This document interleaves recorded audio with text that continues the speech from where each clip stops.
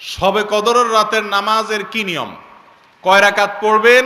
প্রথম রাকাতে কোন সূরা পড়বেন, কতবার পড়বেন? দ্বিতীয় রাকাতে কোন সূরা পড়বেন, কত রাকাত পড়বেন? জানা আছে তো আপনাদের? জানা নাই? একজনও জানেন না? ইন্না লিল্লাহি ওয়া ইন্না ইলাইহি রাজিউন।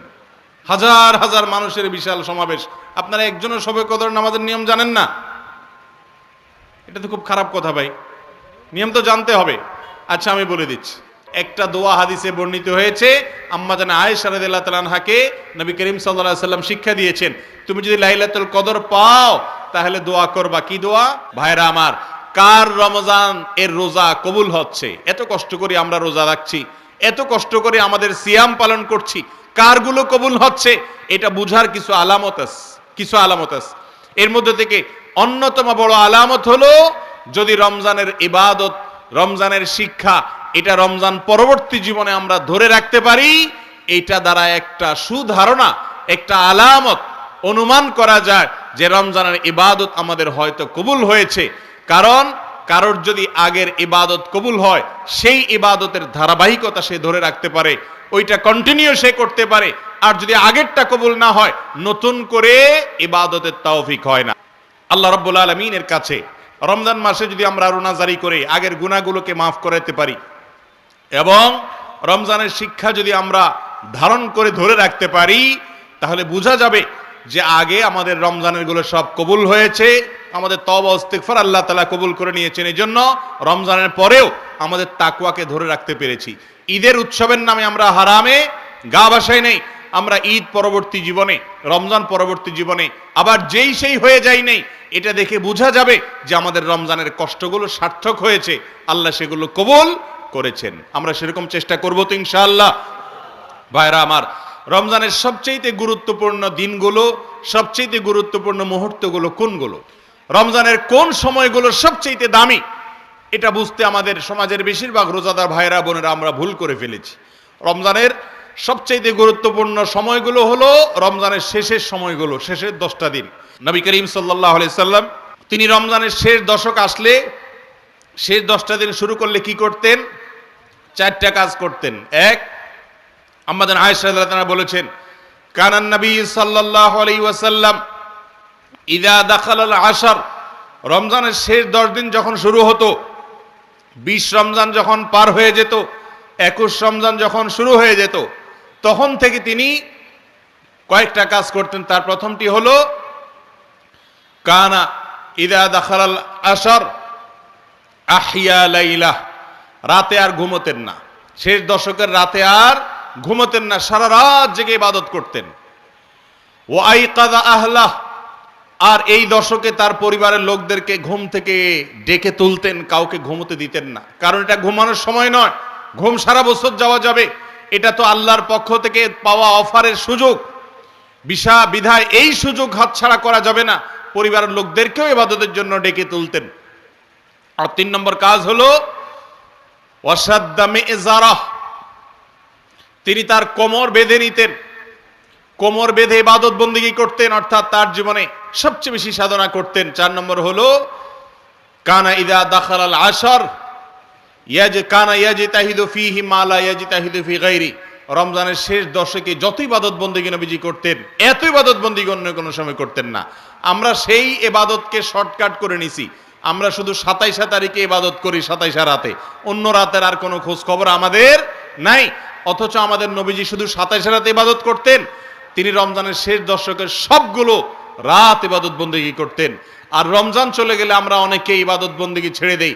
মসজিদে রমজানে এত মুসল্লি, রমজানের পরে আর মুসল্লি খুঁজে পাওয়া যায় না, হারায় যায় সব। ভাইরা আমার, যারা রমজান মাসের ইবাদত করে, মাসকে পুজো করে, তারা শুধু এই মাসের ইবাদত করে। যারা আল্লাহর ইবাদত করে তারা রমজানেও ইবাদত করবে, রমজানের পরে ইবাদত করবে। কারণ যে আল্লাহ রমজানে ইবাদত করতে বলেছেন, তিনি রমজানের পরে 5 ওয়াক্ত নামাজ পড়তে বলছেন না, বলেন নাই? অতএব বছর জুড়ে রমজানের শিক্ষাকে আমরা ধরে রাখার চেষ্টা করব তো ইনশাআল্লাহ।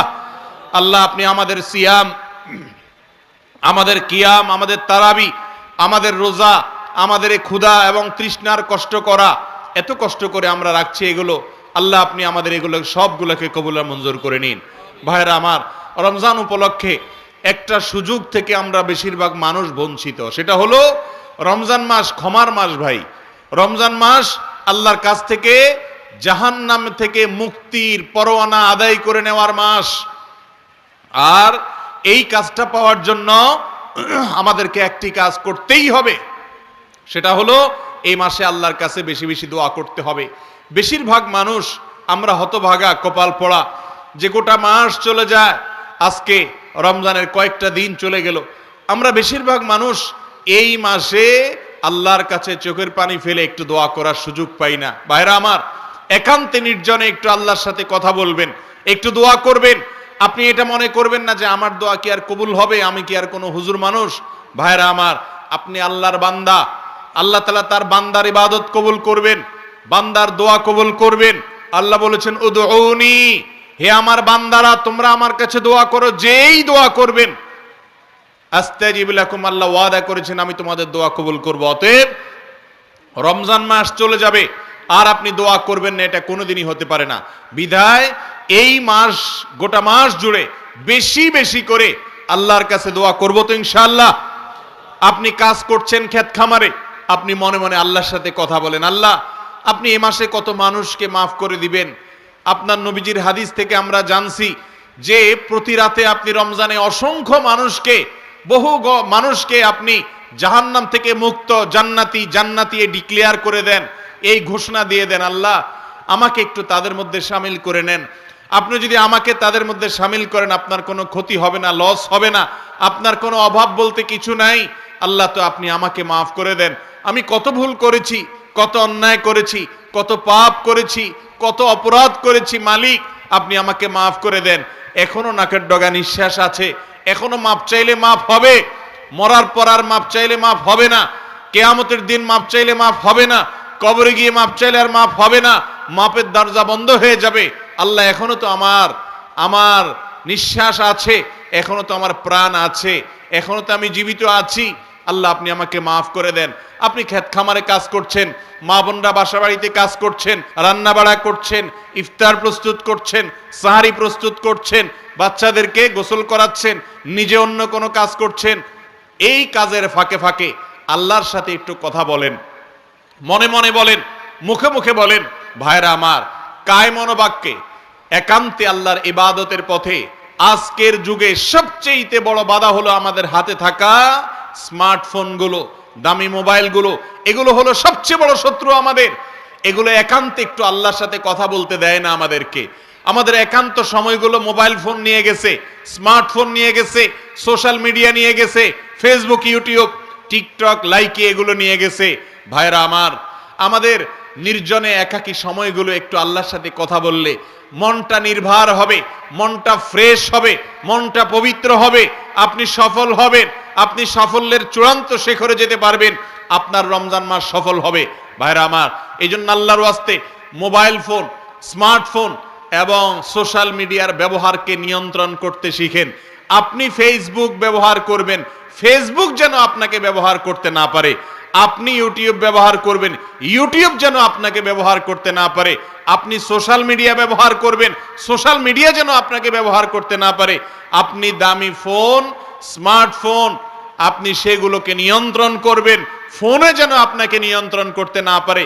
আপনি যদি অটোমেটিক হয়ে যান, ডাইরেক্ট হয়ে যান, দরকারে বেদরকারে সারাদিন শুধু মোবাইল হাতাইতে থাকেন, সারাদিন মোবাইল স্ক্রল করতে থাকেন, সারাদিন শুধুমাত্র একের পর এক ফেসবুক অ্যাপ খোলেন, অমুক অ্যাপ খোলেন, তমুক অ্যাপ খোলেন, কাজেও খোঁজেন, অকাজেও খোলেন, দিনের বেশিরভাগ সময় নষ্ট করেন, তাহলে মনে রাখবেন এই জীবনে আপনার কোনো অর্জন হবে না। আপনার এই নেশা আপনাকে ধ্বংস করবে, দুনিয়ার জীবনকে ধ্বংস করবে, আখিরাতকে ধ্বংস করবে। রমজানের শ্রেষ্ঠ সময় নিজেদেরকে এই সমস্ত বদ অভ্যাস থেকে সরিয়ে আনার জন্য, নিজেদেরকে নিয়ন্ত্রণ করা শেখানোর জন্য রোজা মানেই বিরত থাকা, রোজা মানেই হলো নিয়ন্ত্রণ করতে শিখা। অতএব আমরা মোবাইল ফোনকে নিয়ন্ত্রণ করতে শিখি, তাহলে একান্তে দোয়া করার সুযোগ হবে, একান্তে আল্লাহর সঙ্গে কথা বলার সুযোগ হবে। একান্ত বলতে আজকাল কিছু নাই, একান্ত সব সময়গুলো মোবাইল নিয়ে গেছে। টয়লেটের ভেতরে একান্ত থাকে, তখনও মোবাইল আমাদের হাতে থাকে। আমরা নির্জন কক্ষে থাকি, তখনও আমাদের হাতে মোবাইল থাকে। আমরা একা একা থাকি, তখনও আমাদের মোবাইল থাকে। ঘুমাইতে যাই শোয়ার সময়, নিরিবিলি কোনো কাজ নাই, তখনও মোবাইল হাতে থাকে। এই মোবাইল আমাদেরকে বন্দী করে ফেলেছে, এই মোবাইল আমাদেরকে নিয়ন্ত্রণ করে ফেলছে। ভাইরা আমার, এই মাসটা, একটা মাসের জন্য আপনার যদি সৎ সাহস থাকে, আপনার এই স্মার্টফোন হয় বন্ধ করে দেন, আর না হলে এই অ্যাপগুলো ডিলিট করে দেন এবং নিজেকে নিয়ন্ত্রণ করা শিখেন। আবারও বলছি, রোজা মানেই হলো নিজেকে নিয়ন্ত্রণ করা শিখা। আপনি যদি ডাইরেক্ট হয়ে যান, দরকারে বেদরকারে মোবাইল ধরেই আপনি ফেসবুক, আপনি ইউটিউব হাতাচ্ছেন, দরকার ছাড়াও ঘন্টাকে ঘন্টা আপনি স্ক্রল করতেছেন উদ্দেশ্যহীনভাবে, তার মানে আপনি ডাইরেক্ট হয়ে গেছেন। আপনি এখন অসুস্থ হয়ে গেছেন, এই মোবাইলে আপনাকে চালাচ্ছে, মোবাইল আপনার ড্রাইভার হয়ে গেছে, ইঞ্জিন হয়ে গেছে, আপনি এখন বগি হয়ে গেছেন। বেশিরভাগ যুবকরা আমাদের সমাজে আজকাল, তারা ইঞ্জিন না, তারা হলো বগি। তাদের ইঞ্জিন হলো এই মোবাইল ফোন, তাদের ইঞ্জিন হলো ফেসবুক, তাদের ইঞ্জিন হলো টিকটক, তাদের ইঞ্জিন হলো ইউটিউব। এগুলা তাদেরকে চালায়, যেদিকে টানে সেদিকে চলে, যেদিকে দৌড়ায় সেদিকে দৌড়ে, এবং এগুলার পিছু পিছু চলতে থাকে। সেগুলোর মধ্যে বুঁদ হয়ে থাকে, বন্দী হয়ে গেছি আমরা। যেই বন্দিত্ব আমরা ফিল করছি না, অনুভব করছি না। নিজের মাকে সময় দেওয়ার সুযোগ নেই, নিজের স্ত্রীকে সময় দেওয়ার সুযোগ নেই, সন্তানকে আমরা সময় দিতে পারি না, অন্য সব কিছু বাদ দেন, নিজেকে সময় দিতে পারি না। আল্লাহর সাথে একটা মাস চলে যায়, কথা বলতে পারি না। ইফতারের আগেও মোবাইল টিপি, সাহারির আগেও মোবাইল টিপি, তারাবির ফাঁকে ফাঁকেও মোবাইল টিপি, অনবরত আমরা মোবাইল টিপতে থাকি। ভাইরা আমার, এই রোগটা আমাদের মধ্যে আজ প্রচন্ডভাবে গ্রাস করে ফেলেছে কি ফেলেনি? অতএব এটার জন্য দরকার হলো নিজের সদ ইচ্ছা, যে আমি এটাকে নিয়ন্ত্রণ করতে শিখবো। আগে আপনি নিয়ত করেন যে আমি এটাকে নিয়ন্ত্রণ করব। নিয়ন্ত্রণ করব তো ইনশাআল্লাহ। যদি আপনি নিয়ত শুরু করেন এবং চেষ্টা শুরু করেন, আল্লাহ আপনাকে সাহায্য করবেন। আপনি এখন থেকে কন্ট্রোল করেন যে আমি রমজান মাসে, ঠিক আছে, যদি মোবাইল টিপতেই হয় আমার, আমি এতটা থেকে এতটা টিপবো, এই টাইম থেকে এই টাইম টিপবো, এর বাইরে আমি খুলবই না।